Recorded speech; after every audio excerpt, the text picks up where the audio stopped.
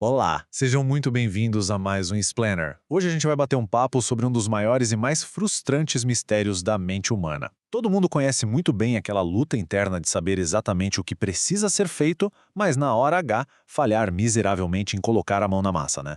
Vamos explorar essa famosa lacuna entre o saber e o fazer e entender por que tantas vezes nós somos os nossos piores inimigos. A grande pergunta que não quer calar logo de cara é: por que fazer o que é melhor pra gente é tão incrivelmente difícil?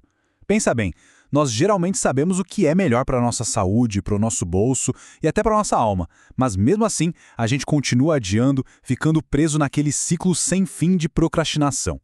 Olha, dá até um certo alívio saber que isso não acontece só com a gente, viu? Existe toda uma ciência super profunda por trás desse comportamento. E para destrinchar tudo isso, os insights do nosso explainer de hoje vêm direto de uma obra simplesmente brilhante. O livro 101 Ensaios que Mudarão Sua Forma de Pensar, da Brianna Wiest. A gente vai mergulhar fundo especialmente no ensaio que disseca, assim com maestria, essa dolorosa lacuna entre ter o conhecimento e realmente tomar uma atitude. Seção 1. A lacuna saber e fazer. O abismo entre o conhecimento e a ação.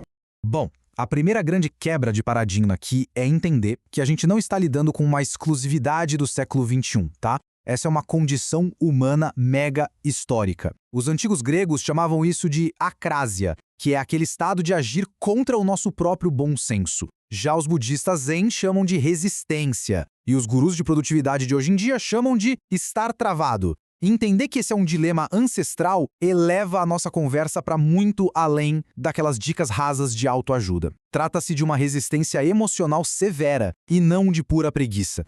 E é exatamente aqui que a coisa aperta. O intervalo entre saber o que precisa ser feito e o ato de realmente fazer é o verdadeiro abismo onde o nosso sofrimento prolifera. É muito louco observar como a gente costuma adiar decisões importantes mesmo já sabendo a verdade, né? A gente se apega àquela falsa esperança de que, se esperar só mais um pouquinho, a realidade vai mudar, num passe de mágica. Mas a dura verdade é que a realidade não muda, e a gente só fica ali, sofrendo enquanto espera. Seção 2. A armadilha do conforto. A armadilha evolutiva da busca por segurança. Então, se a gente sabe que sofre com essa inércia, por que a gente continua nela? A resposta está lá na nossa herança biológica. Nós nos autossabotamos porque fomos literalmente programados pela biologia para buscar o conforto. Lá no passado, poupar energia e evitar riscos era sinônimo de sobrevivência. Junta isso com a sociedade moderna vendendo a ilusão de que uma vida boa tem que ser totalmente livre de dor ou esforço, e pronto. O resultado é que a gente escolhe, por instinto, aquele alívio imediato e curtinho, em vez de focar nos objetivos de longo prazo. Evitar o trabalho e fugir da vulnerabilidade é, no fundo, um mecanismo de defesa da nossa evolução, tentando nos manter seguros. Mas olha só que contraste genial a gente tem aqui. O desconforto de agir agora versus o desconforto de não fazer nada. Agir agora exige se expor, ser vulnerável, esticar o nosso limite e suar a camisa, com certeza. Mas a inação, essa traz um desconforto muito mais letal e silencioso. Ficar parado garante uma vida inteira de oportunidades perdidas, transformando a gente numa mera sombra daquela pessoa que a gente poderia ter se tornado.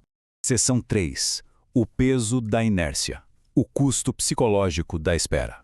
Essa próxima constatação é de cair o queixo. O ensaio nos lembra que a ansiedade se acumula nas nossas horas ociosas e que o medo e a resistência prosperam justamente quando estamos evitando o trabalho. Pensa nisso por um segundo. A ansiedade que a gente sente não cai do céu do nada. Ela é uma consequência super direta do fato de estarmos fugindo daquele trabalho que a gente sabe lá no fundo que precisa ser feito. O medo simplesmente ganha vida e força nesse espaço vazio da nossa própria hesitação.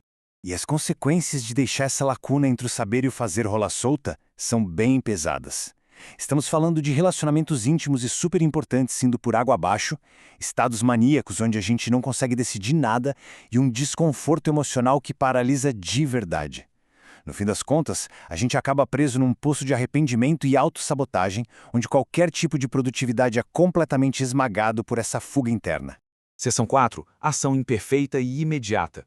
O único antídoto para a paralisia.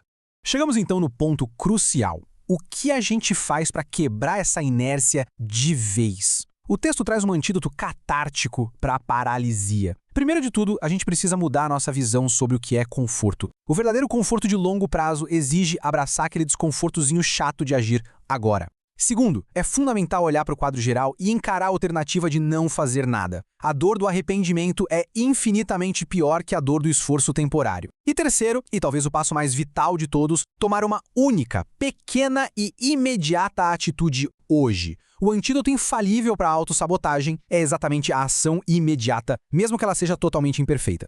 E aqui entra uma das revelações psicológicas mais fantásticas do ensaio: agir até chegar a uma nova maneira de pensar.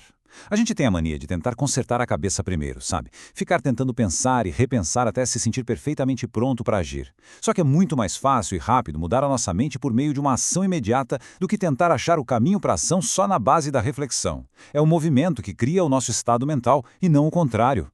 É super interessante notar que, ao absorvermos essas ideias trazidas pelas publicações da Thought Catalog Books, a gente está, na verdade, batendo de frente com várias narrativas culturais falsas com as quais fomos criados. Sabe aquela mentirinha reconfortante de que o sucesso e a paz vêm sem esforço? Pois é, a gente passa a abraçar a verdade libertadora de que a disciplina e o compromisso na prática são, de fato, os únicos caminhos reais para a mudança.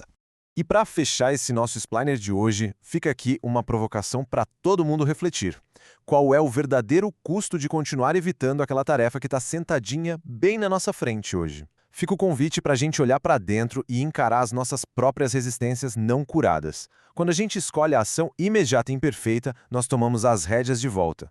Foi muito bom explorar tudo isso com todos que estão acompanhando. Vamos pegar esse conhecimento, dar aquele primeiro passo e deixar a mágica acontecer. Até a próxima!